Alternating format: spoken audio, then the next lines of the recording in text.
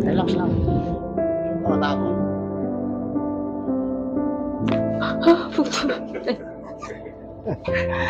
Relax.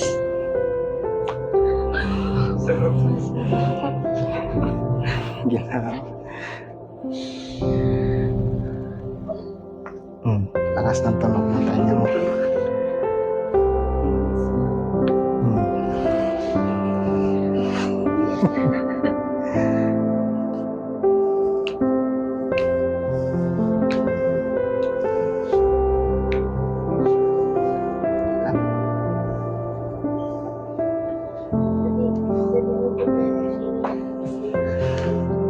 Mas mababa pa dyan.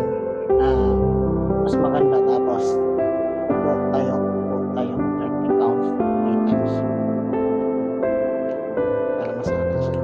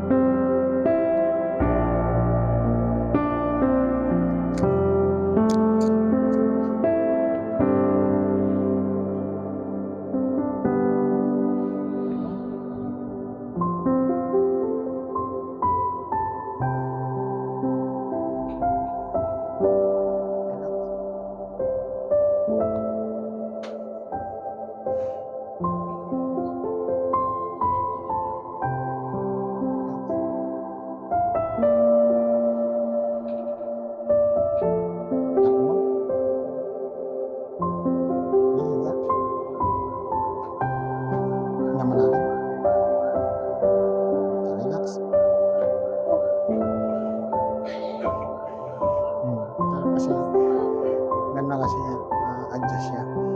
Mas maganda talaga, advisable siya sa mga bagong anak. Ganito talaga. Advisable siya. Mga buntis, yan, advisable sa kanila.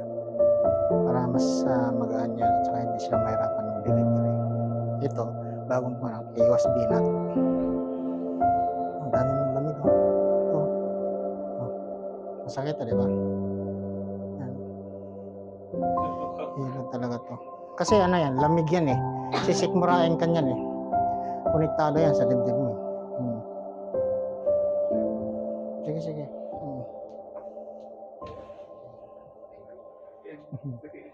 Pero advisable. Advisable talaga sa mga ano yan, bagong anak. Kasi yung magkakaroon ng lamig.